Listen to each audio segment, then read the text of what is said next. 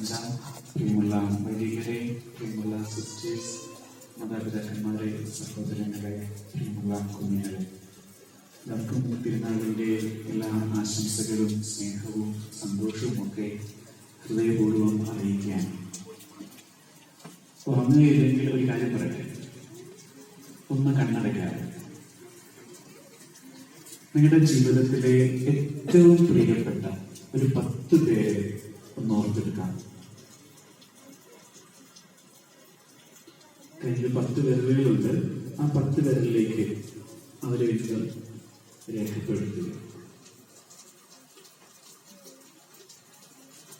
എങ്ങനെ 10 ഒതുക്കണം എന്നുള്ളത് നമ്മുടെ ഒരു ആകാംക്ഷയാണ്, നിസ്സഹായതയാണ്. എങ്കിൽ കണ്ണുറക്കാം. നമ്മുടെ ഏറ്റവും പ്രിയപ്പെട്ട 10 പേര് ദൈവം എന്ന പേരുണ്ടായിരുന്ന ആരെങ്കിലുമൊക്കെ ഉണ്ടോ? 3-4 കൈകളൊക്കെ വരും. സാരമില്ല, നിങ്ങളുടെ കൂടെ ഞാനും ഉണ്ടെങ്കിൽ ഈ ചോദ്യം ചോദിക്കുകയാണെങ്കിൽ ചിലപ്പോൾ എന്റെ കൈ ഉയരാൻ ഇടയില്ല. നമുക്ക് വെറുതെ ഒന്ന് ചിന്തിക്കാം. ഒരുപക്ഷെ ഇന്ത്യയിൽ ക്രൈസ്തവ മതം നിരോധിക്കുകയാണ് എന്ന് കരുതുക. ക്രിസ്ത്യാനിയായിരിക്കുക എന്ന് പറഞ്ഞാൽ കൊല്ലപ്പെടുന്ന ആദിമസഭയുടെ ഒരു സ്ഥിതിവിശേഷം ഉണ്ടാവുകയാണെന്ന് കരുതുക. ക്രിസ്ത്യാനിയായി കഴിഞ്ഞാൽ ഇന്നുള്ള ജോലി നഷ്ടപ്പെടും, ഇന്നുള്ള വീടും സ്ഥലവും ഒക്കെ നഷ്ടപ്പെടുന്ന ഒരു സാഹചര്യം. ഇങ്ങനത്തെ ഒരു സാഹചര്യം ഉണ്ടായിക്കഴിഞ്ഞാൽ ഞാൻ ക്രിസ്ത്യാനിയായിരിക്കും.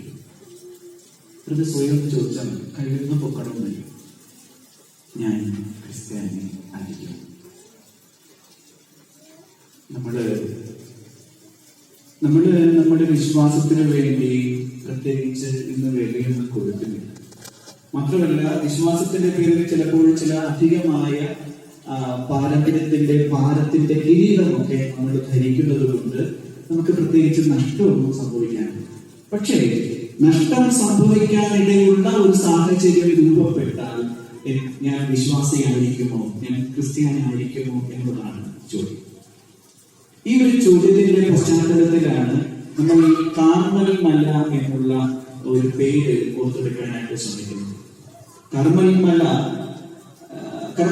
നമ്മൾ ബൈബിളിൽ പലയിടത്ത് കേൾക്കുന്നുണ്ട് ആ വാക്ക്. എങ്കിലും സവിശേഷമായി ആ പേര്, ആ കാർമൽ എന്നുള്ള പേര് ആരോടാണ് ചേർന്നിരിക്കുന്നത് അറിയാമോ? ആരെയാണ് ഓർമ്മിക്കുന്നത് അറിയാമോ? ആരുമായിട്ട് ബന്ധപ്പെട്ട? ഏലിയായുമായിട്ട് ബന്ധപ്പെട്ടാണ്. ഇന്ന് ഏലിയ കാർമൽ മലയിൽ ഇരുന്ന് മഴ പെയ്യാൻ വേണ്ടി പ്രാർത്ഥിക്കുന്ന ഒരു രംഗമാണ് വായിച്ചത്. സമാധാനം നിറഞ്ഞ, സന്തോഷം നിറഞ്ഞ ഒരു സംഭവമാണ്. പക്ഷേ ഇതേ കാർമൽ മലയിൽ വളരെ ഭീകരമായ ചില സംഭവങ്ങൾ അരങ്ങേറുന്നുണ്ട്. ഇതേ ഏലിയാണ് കഥാപാത്രം. കഥയൊക്കെ നിങ്ങൾക്കറിയാം. അഹാബ് രാജാവിന്റെ മുമ്പിലേക്ക് പോകുന്നു. അപ്പോൾ അഹാബ് രാജാവ് വിവാഹം കഴിച്ച ജസബൽ രാജ്ഞി, അവര് വിജാതീയ സ്ത്രീയാണ്. അവര് കർത്താവിന്റെ പ്രവാചകന്മാരെ കുറെ പേരെ കൊന്നൊടുക്കി കഴിഞ്ഞ ഒരു സമയമായിരുന്നു. അപ്പോഴാണ് ഏലിയ അഹാബിന്റെ മുമ്പിൽ ചെറിയ വെല്ലുവിളി ഉയർത്തുകയൊക്കെ ചെയ്തു. അത്രയ്ക്ക് സാധു രൂപിയൊന്നും അല്ല ഏലിയ എന്നുള്ളതാണ്. അല്പം വളരെ ശക്തമായ തീക്ഷ്ണമായ